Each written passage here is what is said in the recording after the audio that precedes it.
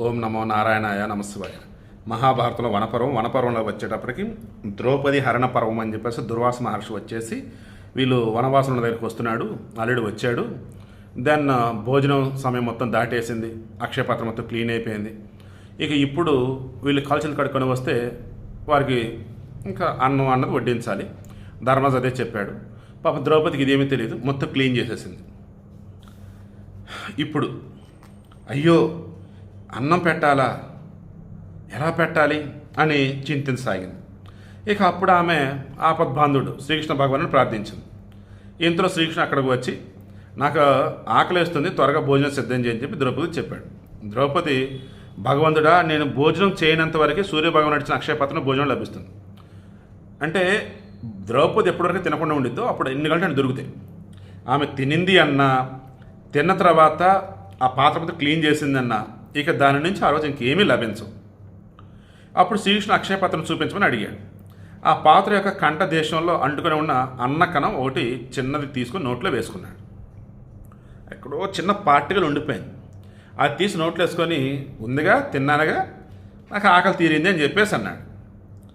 ఏ రకంగా శ్రీహరి నోట్లో వేసుకొని తృప్తుడయ్యాడు.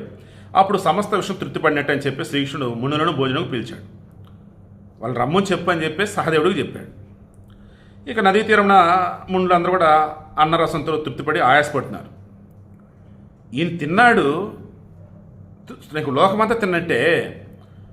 వాళ్ళు స్నానాలు చేస్తున్న మూమెంట్లో మొత్తం తినేసామన్నట్టు భక్త ఆయాసం, అమ్మా అమ్మా ఒరే బాబు ఎక్కువేంద్ర బాబు ఇలా అంటూ ఉన్నారనమాట. భక్త ఆయాసం అంటారు దీన్ని. ఇక అలా ఉన్న మూమెంట్లో ఇక దుర్వాసునితో సహఋషులంతా కూడా అచ్చటి నుండి వెళ్ళిపోయారు. ఈ విషయం సహదేవుడు ధర్మరాజు చెప్పాడు. శ్రీకృష్ణుడు జరిగిందంతా చెప్పి వారి అనుమతి ద్వారకకు వెళ్ళాడు. దుర్యోధన కుతంత్రం ఫలించలేదు. ఏ దుర్వాస మహర్షి ఆయన శిష్యులైతే లోపలికి వచ్చి తినాలో వాళ్ళు లోపల కూడా రాకుండా, అమ్మో మా వల్ల కాదు, పుల్లైపోయిందిరా బాబోయ్, తినలేము ఇంకేమని చెప్పేసి వెళ్ళిపోయారు లోపలికి రాకుండానే. సో దుర్యోధన ప్రేమ కుతంత్రం ఏదో ఉందో ఫెయిల్ అయిపోయాను. ఒకసారి సింధు దేశపు రాజు జయద్రథుడు. ఈ సింధు దేశపు రాజు జయద్రథుడు ఎవరు? ఈ దుస్సల యొక్క భర్త, అంటే సైంధవుడు అంటారు కదా, వాడేవాడు.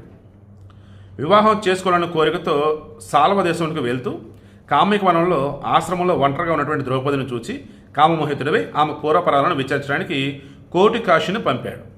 వాడు సాల్వ దేశానికి వెళ్తున్నాడు. అప్పట్లో రాజులు చాలా మందిని వివాహం చేసుకునేవారు పద్ధతిగానే, ఓకేనా. అలా వెళ్తున్న వంటలు దారిలో కామిక వనం. ఒంటరిగా ఉన్నటువంటి ద్రౌపదిని చూశాడు. ద్రౌపది వాడికి వరుసగా ఏమైంది, చెల్లి వరుస అయింది. బట్ వాయు వరుసలు ఉండవు కదా, కామంతో ఉండే కామ నతురానం నా సిగ్గు నా లజ్జ, అరే ఆమె ఎవరు కనుక్కొని రాపారని చెప్పేసి ఆయన దగ్గర ఉన్నటువంటి కోటి కాశీని పంపాడు. ఇక ఆశ్రమానికి వచ్చేసిన కోటి కాశీని అతిథిగా తలిచి ద్రౌపది ఏం చేసింది, ఆతిథ్యం ఇచ్చి ఇక ఆయనకి ఆతిథ్యం ఇద్దామన్నట్టుగా నిమగ్నమైంది ఆ పనుల్లో. అప్పుడు కోటి కాశీయుడు ద్రౌపదికి జయద్రథుని పరిచయం చేశాడు, సైంధవుడిని. అప్పుడు సైంధవుడు తన మనసులో మాట చెప్పగా ద్రౌపది అచ్చటి నుండి, రే ఇక్కడి నుంచి వెళ్ళరా బాబు, నాకు 5 భర్తలు, నేను పాండవుల యొక్క పత్నిని నేను మొత్తం చెప్పాను. అయితే వీడేం చేశాడు, ద్రౌపదిని బలవంతంగా ఈడ్చుకొని వెళ్ళి రథంపై కూర్చోబెట్టుకొని తీసుకెళ్ళిపోయాడు. ఇక ఆసంతికి వచ్చినటువంటి పాండవులు ఏం చేస్తున్నారు, ద్రౌపదిని ఎవరు తీసుకెళ్ళారండి అని చెప్పేసి అక్కడ ఉన్న అడిగితే మొత్తం చెప్పారు. ఇక ఆ తర్వాత ఏమైంది రేపు డిస్కస్ చేద్దాం.